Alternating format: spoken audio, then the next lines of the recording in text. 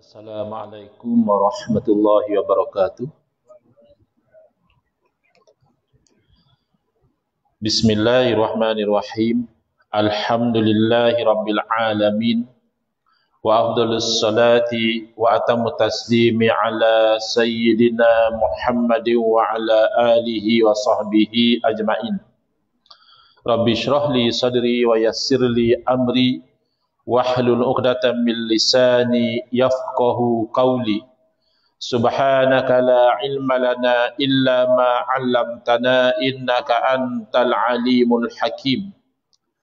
Allahumma akhrijna min zulumatil wahmi wa akrimna bi nuril fahmi waftah alaina bi ma'rifatil ilmi wa sahhil akhlaqana bil hilm waj'alna mimman yastami'una al-qawla fayattabi'una ahsanah.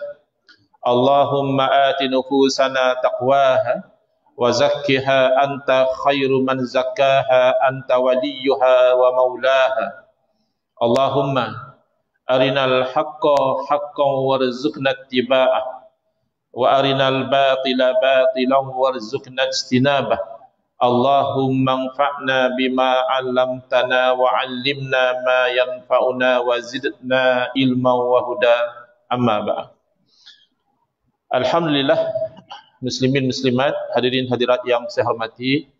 Moga-moga kita semua dirahmati dan diberkati oleh Allah Subhanahu wa taala, dan moga-moga kita semua dikurniakan oleh Allah Subhanahu wa taala kefahaman yang baik dalam urusan agama, sesuai dengan sabda junjungan Nabi kita Nabi Muhammad sallallahu alaihi wasallam, man yuridillahu bihi khairan yufaqihu fid din.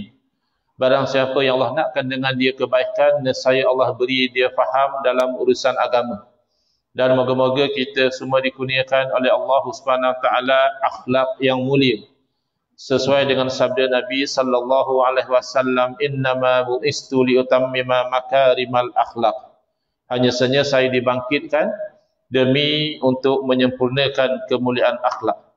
Alhamdulillah, malam ini insya-Allah kita menyambung pengajian kuliah maghrib bulanan, sepatutnya hari Khamis yang ketiga, diawalkan ke Khamis yang kedua, menggunakan kitab Nurul Huda, Cahaya Petunjuk, yang disusun oleh guru saya Al-Fadhil Ustaz Haji Adnan bin Haji Muhammad Samman hafizahullah taala wa nafa'ana bihi wa bi'ulumihi fid dharaini amin.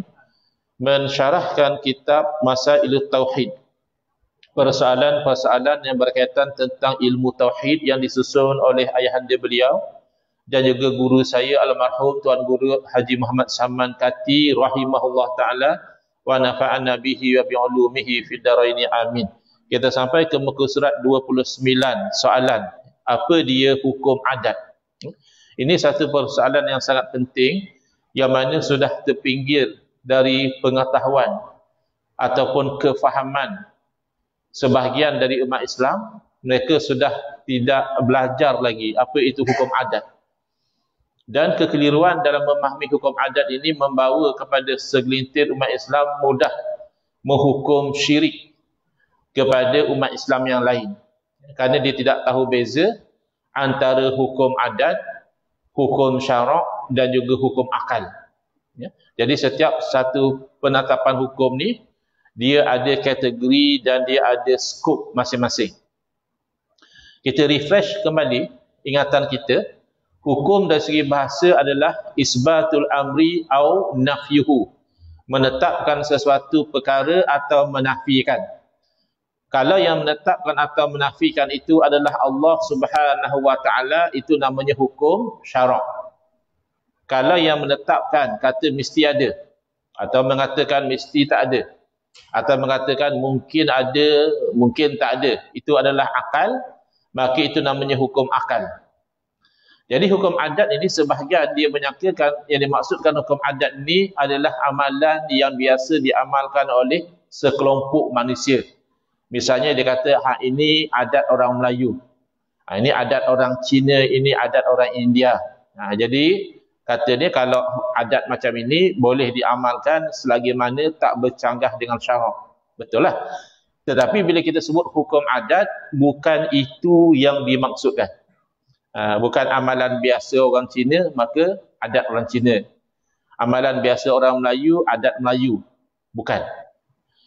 Yang dimasukkan hukum adat ini adalah penetapan atau penafian berdasarkan pemerhatian kepada natijah yang berlaku apabila sesuatu dilakukan.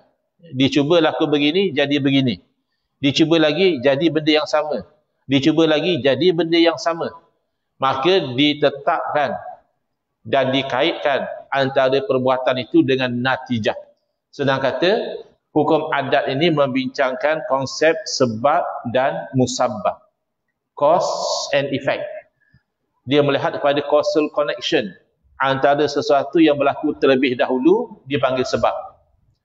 Sesuatu yang berlaku kemudian dipanggil musabbab. Di sini yang berlaku kegelinciran. Sebahagian dia terlampau terikat sangat dengan sebab musabbab, dia tidak boleh melihat kepada musabbib. Musabbib yang menjadikan, iaitu Allah Subhanahu wa taala. Kita bagi contoh. Biasanya kalau kita makan, selepas kita makan kita berasa kenyang. Makan dahulu, kemudian kenyang. Semalam kita buat rasa macam tu, minggu lepas kita buat berasa macam tu, petang tadi kita buat pun rasa macam tu, malam ni kalau kita buat pun akan rasa benda yang sama. Maka kita tetapkan ada kenyang dengan adanya makan. Dan kalau kita tak makan, kita akan rasa lapar. Maka kita tetapkan ada lapar dengan tiada makan. Ini namanya hukum adat. Maknanya dia lebih kepada scientific observation sebenarnya. Dia lebih kepada experimental experience. Pengalaman melalui percubaan. Biasanya macam itulah yang berlaku, tetapi tidak jarang juga kadang-kadang tak jadi. Biasa makan kenyang, hari itu makan tak kenyang. Biasa kalau tak makan lapar, hari itu tak makan tak rasa lapar. Itu namanya luar dari kebiasaan. Dalam bahasa lama dia panggil khariq lil adat. Sesuatu yang mencari adat. Luar biasa lah, bahasa moden ni senang cakap luar biasa. Jadi yang ini kalau orang tak faham, kalau dia terlampau terikat dengan sebab dan musabbab, sehingga dia meyakini bahawa sebab itulah yang menjadikan in itself, itu boleh bawa kepada syirik. Kerana dia lupa tentang kuasa Allah. Bagi dia nasi yang mengenyangkan, bukan Allah.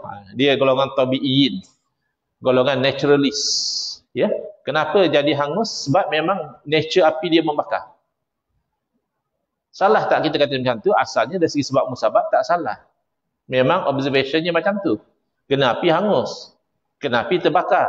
Maka kita tetapkan terbakar dengan kena api itu boleh. Tapi itu penetapan adat. Penetapan secara cause and effect.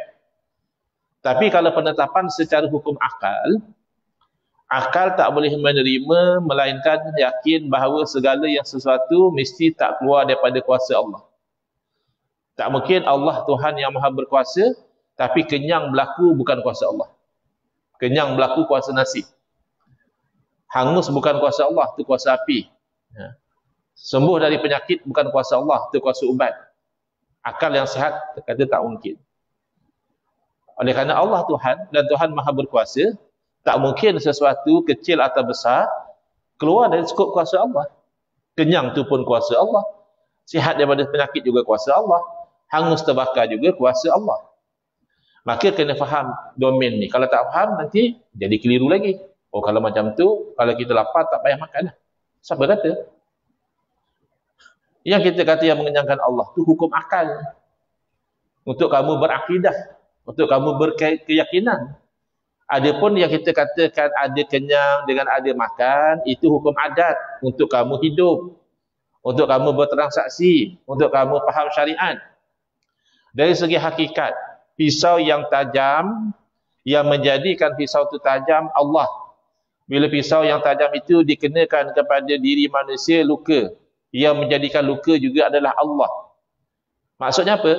Dari segi akidah, kita percaya bahawa sekiranya Allah kehendaki, boleh sahaja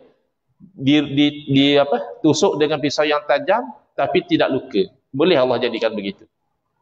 Sebab Allah maha berkuasa. Ya kadang-kadang memang jadi pun orang kebal, orang apa kan? Kena pisau tajam tak luka dia. Dan boleh juga Allah jadikan seorang tu luka tanpa kena pisau. Tahu-tahu luka.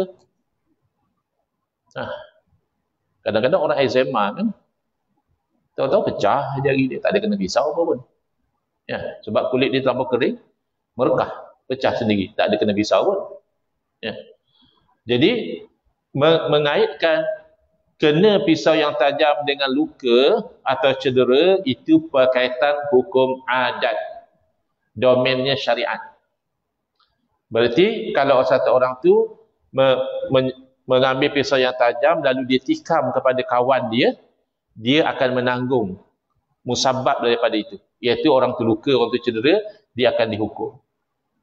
Dia tak boleh dalam mahkamah dia kata, yang Arif, bukan saya yang lukakan dia. Bukan, saksi ramai nampak awak yang rodok perut dia dengan pisau.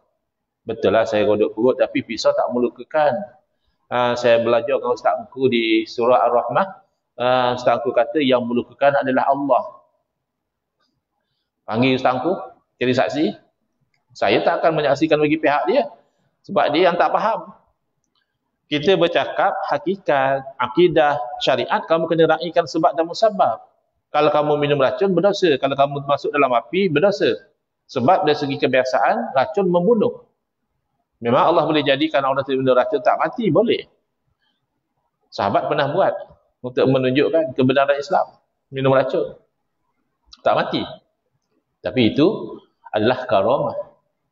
Perkara yang mencari adat boleh jadi mukjizat, boleh jadi karamah, boleh jadi ma'unah, bahkan boleh jadi istidraj. Silaplah kalau kita ukur kebenaran berdasarkan benda pelik. Oh, takkan tak betul kot. Dia terbang di udara kot. Takkan tak betul itu hari saya nampak dia jalan atas air. Bukan itu ukuran dia. Syaitan iblis pun boleh buat. Jin pun boleh buat. Apa kalau terbang di udara itu bukti kebenaran, kamu mengaji dengan burung lah, bawa kitab pergi berguru dengan burung, dia terbang di udara. Bukan. Perkara mencari adat boleh berlaku juga kepada orang fasik.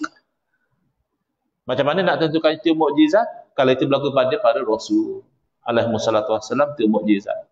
Macam mana nak tentukan itu karamah? Kalau perkara mencari adat itu berlaku kepada orang-orang wali. Mana nak tahu dia wali? Penyaksian daripada orang-orang soleh lah. Memang dia istiqamah dengan agama, memang dia akhlak dia bagus, zahir batin dia bagus. Ya.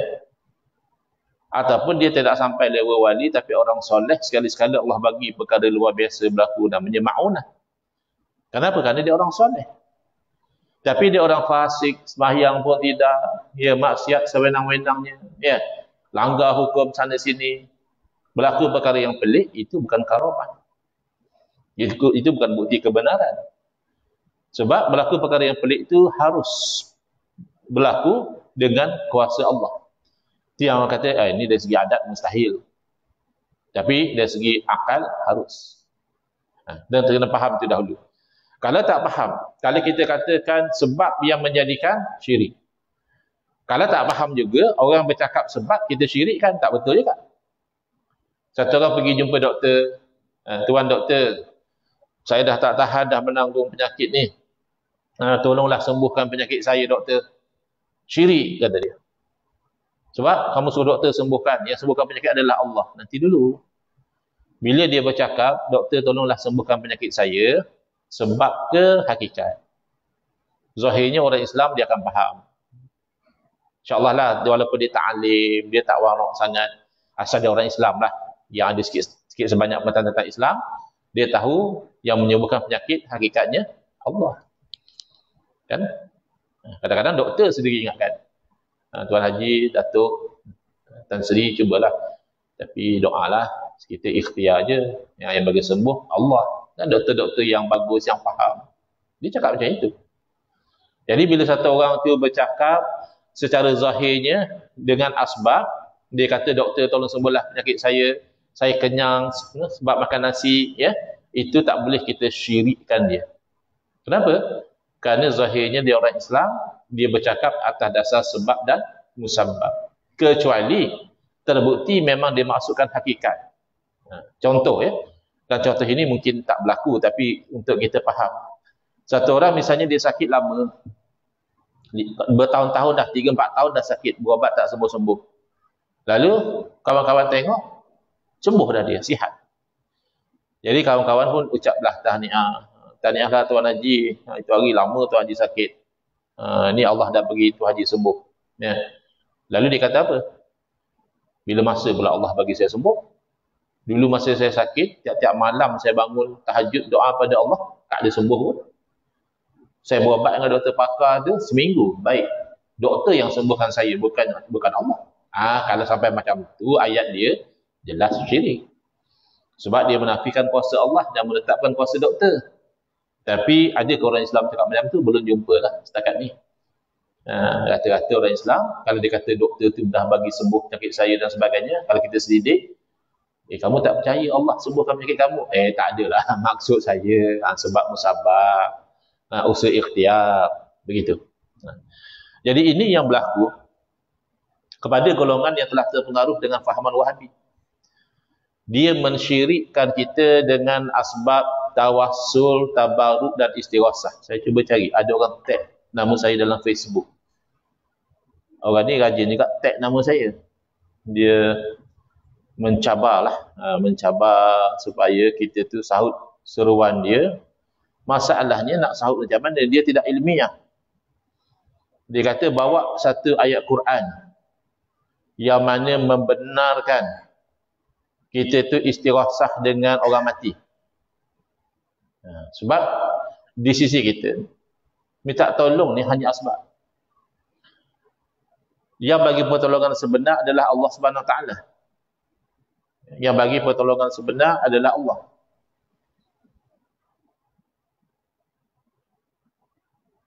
Jadi, yang mana Allah jadikan asbab pertolongan, boleh kita berinteraksi dengan dia sebagai asbab. Dan tak boleh kita berinteraksi sebagai hakikat. Kerana hakikat adalah Allah Subhanahu Wa Taala.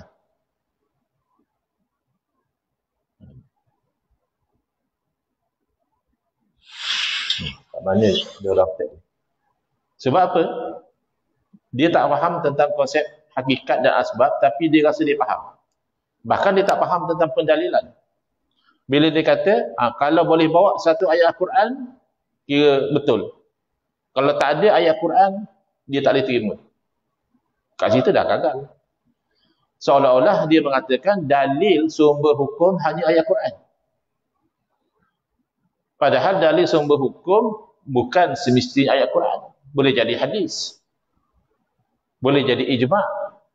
Boleh jadi qiyas. Dan bukti pendalilan ini adalah bila kita mendakwa sesuatu yang berbeza dengan asal. Kan dalam hadis Nabi SAW bersabda, al-bayyinatu 'alal mudda'i. Beban pembuktian adalah di atas orang yang mendakwa. Okay. Kita test kefahaman kita. Dalam satu kes, isteri menyaman suami dia. Isteri jadi plaintiff, suami jadi defendant. Kenapa isteri saman suami dia? Isteri mendakwa suami tidak bayar nafkah. Bawa kes ke mahkamah, isteri mendakwa sepanjang kahwin suami tidak bayar nafkah.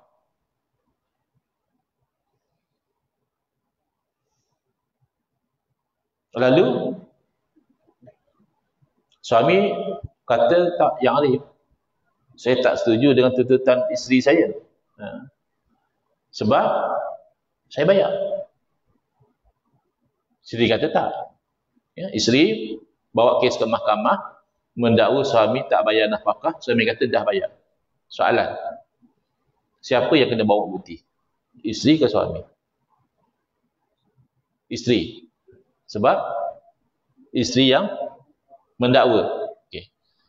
Sepintas lalu macam betul, isteri plaintiff, dia yang mendakwa suami tak bayar nafkah. Maka dia kena bawa bukti. Tapi kalau kita perhalusi, yang kena bawa bukti adalah yang mendakwa sesuatu bercanggah dengan asal. Asal orang kahwin, status quo-nya, adakah suami bayar nafkah ke belum? Kahwin-kahwin, automatik dah bayar nafkah ke belum? Belum kan? Kahwin, dan baru kita bayar nafkah. Bayar nafkah ni satu benda yang mendatang. Masa kahwin belum bayar nafkah lagi. Lepas kahwin, kita bayar nafkah atau tak bayar. Jadi bayar nafkah ni sesuatu yang khilaful asal. Macam orang berhutang. Dia hutang kita RM1,000. Jadi janji nak bayar lah. Asal kita anggap dia dah bayar ke belum? Belum lah kan? Dia belum bayar lagi. Kalau dia kata dia bayar, buatlah bukti. Resit ke, saksi ke. Jadi asal orang tu kahwin, dia belum bayar nafkah lagi. Jadi dia mendakwa dia dah bayar. Isteri mendakwa belum bayar. Maka isteri bersama dengan asal. Dakwaan isteri itu disokong oleh status quo. Asalnya memang suami belum bayar. Mana ada orang hidup-hidup terus bayar nafkah isteri? Kan? Ke tuan-tuan lahir-lahir itu dah ada sertifikat, dah bayar nafkah isteri siap. Mana ada? Mana tak bayar nafkah tu asal. Bayar nafkah tu dah berubah daripada asal. Yang mendakwa asal adalah isteri. Yang mendakwa berubah kata dah bayar adalah suami. Maka walaupun isteri plaintiff, suami defendant, yang kena bawa bukti, burden of proof, beban pembuktian ditanggung oleh suami. Suami kena tunjuk bukti, saya dah bayar. Ada resit, ada saksi. Macam itulah dalam kes istighosah ni. Muhammad Uy nama dia. Muhammad Uy ni orang mu'allaf. Tapi mungkin dia terpengaruh dengan fahaman Wahabi kot cara dia cakap, cara dia berpegang. No. Saya nak bagi $1,000. Tuan-tuan nak? $1,000 boleh tahan tak?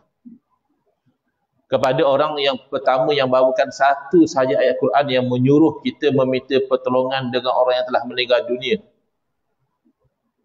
Yang ni orang dah mati dalam kubur.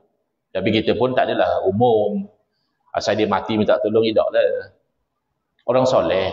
Kita konsep asalnya minta tolong orang soleh sebab doa dia kita lebih harapkan istijabah. Maka kesolehan orang soleh itu tidak terputus dengan kematian. Dan di alam ruh sabit dalam hadis-hadis orang soleh boleh mendoakan. Bahkan orang biasa boleh mendoa. Tinggal lagi doa orang soleh itu diharapkan istijabah. Jadi kalau macam tu, nak kira ada suruhan secara direct. Atau kamu buat perkampungan sunnah, perkhemahan sunnah. Ya. Itu ada suruhan dalam Quran ke? Bukan macam itu kaedah dia. Jadi kita tengok asal macam mana. Asal boleh tak boleh minta tolong dengan makhluk? Ada tak orang kata tak boleh minta tolong dengan makhluk? Kan tak ada. Mana dah sepakat boleh minta tolong dengan makhluk. Dan kecuali minta tolong secara hakikat. Yang dengan menganggap makhluk itulah yang memberi pertolongan secara hakikat. Itu tak boleh. Itu sepakat. Terkeluar. Kerana minta tolong secara hakikat dengan Allah. Iza sta'anta, kata Nabi SAW, bila kamu minta tolong, fasta'in billah, minta tolonglah dengan Allah. Kemudian ada dakwaan mengatakan, minta tolong dengan makhluk ni, kalau makhluk hidup je boleh. Untuk cari yang Muhammad Uy punya posting, ada orang tag saya tapi tak jumpa pula. Dia bagi beberapa contoh. Jadi kalau minta tolong dengan makhluk sepakat boleh, dan sepakat juga boleh dengan jalan asbab sahaja. Sepakat tak boleh kalau dengan jalan hakikat. Ya? Yang sepakat tak boleh nak bukti-bukti lah. Benda sepakat. Yang tak sepakat adalah orang makhluk tu adalah merupakan orang soleh yang telah meninggal dunia. Saya tekankan orang soleh. Bukan semua orang. Sebab tu ada orang dia tak faham. Dia kata, kalau ustaz kata boleh minta tolong orang mati, why not kita pergi kat kubur doktor. Doktor tu baru mati minggu lepas. Kita minta tolong dia obatkan kita. Ada yang macam tu. Ada pula yang bagi contoh. Kalau boleh minta tolong orang mati, why not kita pergi kat kubur orang mati tu, kita cakap, Puan, tolong buat Maggi goreng sepinggan. Pun ada juga macam tu. Kena ingat, minta tolong dengan makhluk ni atas jalan asbab. Adakah Allah jadikan orang mati itu sebab untuk goreng mi? Sebab untuk kita dikeluarkan stetoskop, cek kita, bagi ubat, kan tidak. Yang diharapkan daripada orang mati ni, orang soleh ni adalah doa dia. Jadi, disitulah ada perbezaan. Iaitu mereka mengatakan, kalau dengan orang soleh yang meninggal dunia, tak boleh minta tolong. Maknanya dia telah mentakhsiskan. Asalnya dah sepakat, minta tolong dengan makhluk boleh. Asalkan secara asbab. Secara hakikat, sepakat, tak boleh. Minta tolong secara hakikat hanya dengan Allah. Sekarang ni, dia nak keluarkan daripada boleh tu orang mati. Asalnya sepakat boleh. Sekarang tak. Kalau orang mati secara asbab pun tak boleh. Hakikat dah sepakat tak boleh. Hidup ke mati ke. Kalau secara hakikat tak boleh. Sekarang dia nak keluarkan. Secara asbab pun, kalau orang tu dah mati tak boleh. Maknanya dia mendakwa khilaful asli. Dia mendakwa sesuatu yang bercanggah dengan status quo. Status quo adalah boleh minta tolong dengan makhluk atas jalan asbab. Dia pun setuju. Cuma kata dia, kalau dah mati, tu lain. Itu hukumnya haram, bahkan syirik. Dia kena bawa dalil. Itu kena faham kaedah dulu. Jangan berasa, $1,000 besar sangat. Rasa hebat sangat, macam orang lain tak ada hujah. Kamu yang tak faham kaedah. Kamu yang kena bawa dalil. Dan saya pengalaman peribadi, saya dah tanya belasan orang yang ada PhD dalam musyarat. Yang mereka berpegang macam itu. Saya tanya, ada tak dalil yang mengharamkan istighosah dengan orang mati? Yang berkenaan jawab, dalil banyak dalam Quran semua. Okey, kalau banyak, buat main satu. Sampai habis musyarat, seorang pun tak buat main dalil.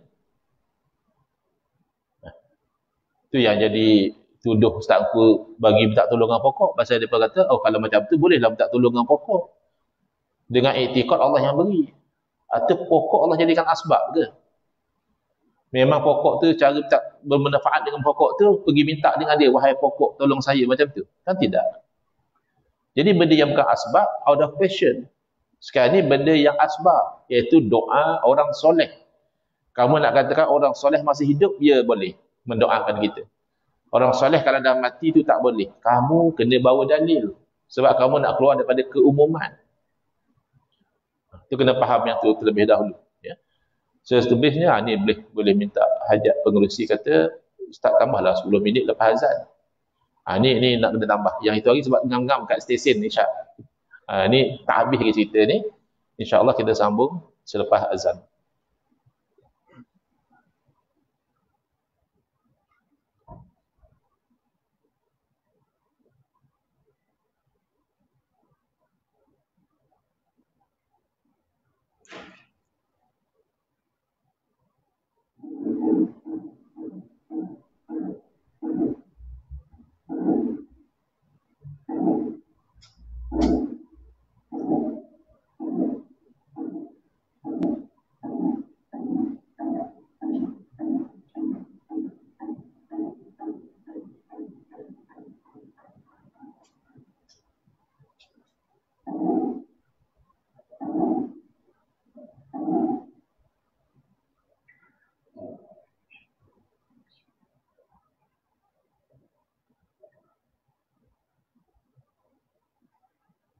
Allahu Akbar, Allahu Akbar.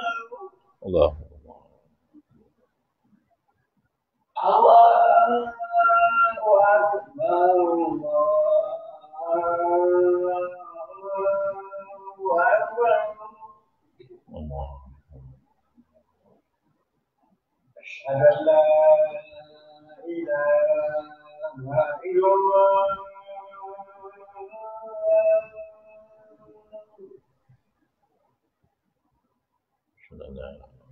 أشهد أن لا إله إلا الله.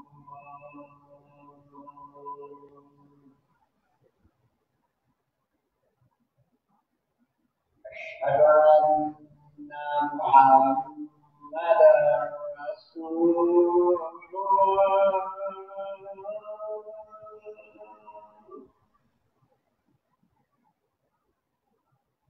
أشهد أن محمدا رسول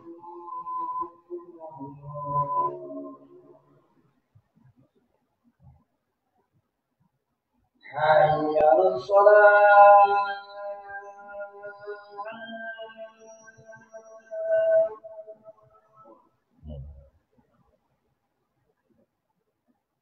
حي على الصلاة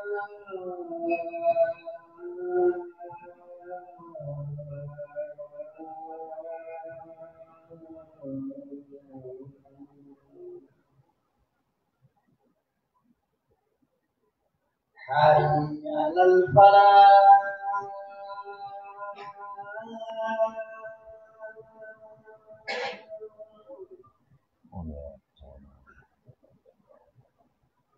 حي على الفلاح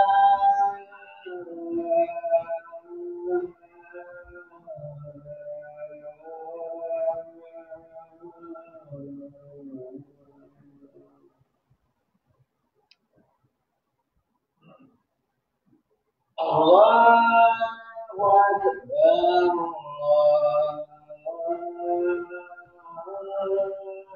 الله أكبر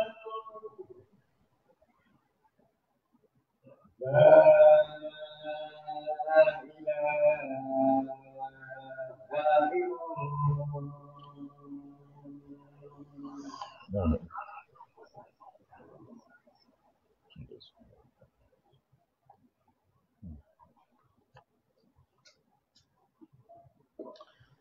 Bismillah, Alhamdulillah, wassalatu wassalamu ala rasulillah, amma ba'd.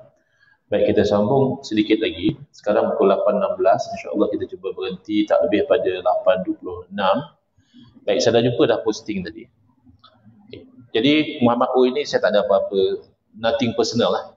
Tak ada apa-apa kebencian peribadi ke perselisihan peribadi ke, tak kenal pun orang dia. Cuma dia ada orang tag nama saya. Jadi saya baca, saya nampak beliau sebenarnya keliru, tapi beliau rasa orang lain keliru. Beliau rasa beliau yang faham. Tapi orang-orang macam Ustazku apa semua ni keliru. Saya baca posting dia. Kalau ada yang boleh tag Muhammad Uy pun tolong tag lah. Supaya dia faham. Itu niat kita supaya dia faham. Dan mungkin ada peluang kita boleh jumpa dan bincang. Kata dia, keliru hal syirik. Yang keliru itu bukan dia lah, orang lain lah. Kisah aku lah. Keliru hal syirik dan beri contoh doktor beri ubat. Macam tadi kan. Contoh Ustaz aku, doktor beri ubat. Sungguh saya hairan, kenapa ada orang cukup lemah dan gagal dalam faham perkara ini. Biasanya belajar sebab 20, tapi masih lemah bab ni. Selalu buat contoh minta tolong doktor atau makan ubat. Dan dibandingkan dengan perubatan istighosah, minta tolong orang mati. Jadi bagi dia, makan ubat lain. Makan ubat tak apa, tak ada masalah. Minta tolong dengan doktor, okey, tak ada masalah.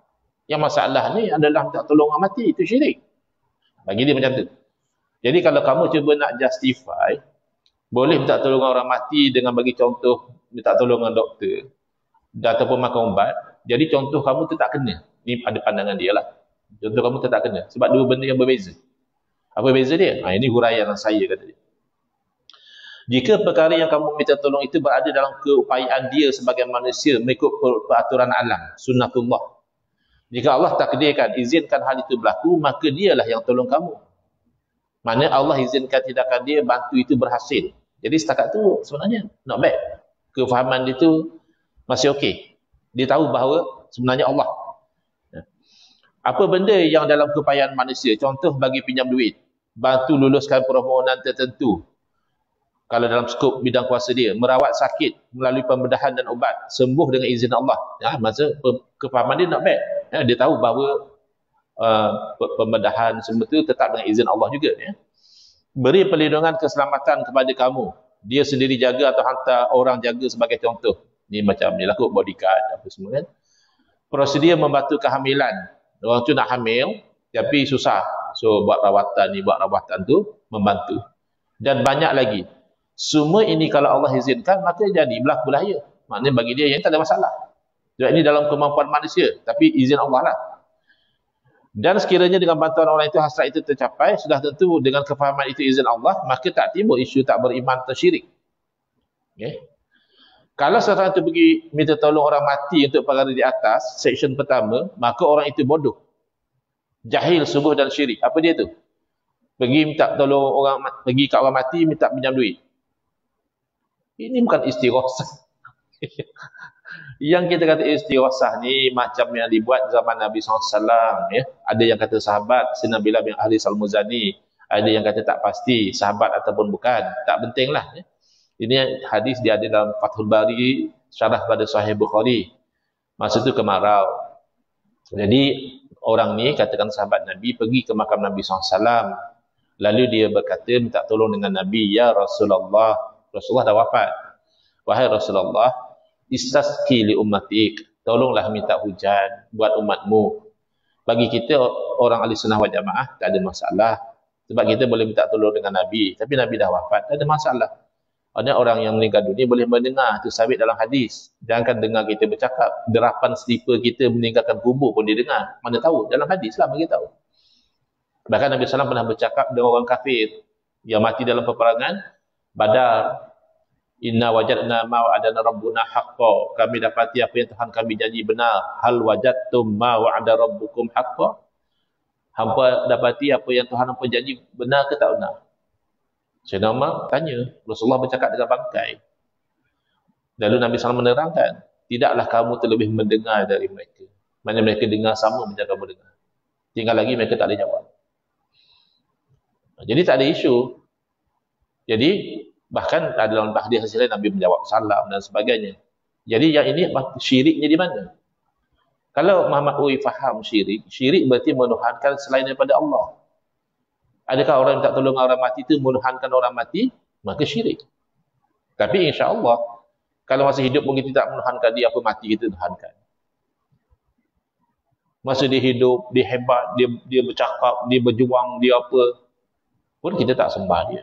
Kita tak anggap dia Tuhan. Kita mungkin kagum dengan Sultan Muhammad Al-Fatih misalnya, yang membuka kota Konstantinopel. Bahkan Nabi SAW memuji Ni'mal Amir, sebaik-baik ketua perang yang membuka kota Konstantinopel.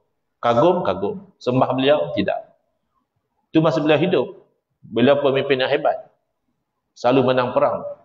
Apa beliau dah meninggal kita anggap dia Tuhan? Kan tak mungkin. Tuhan mati. Jadi Muhammad yang tak faham sebenarnya. Tak faham pun konsep syirik.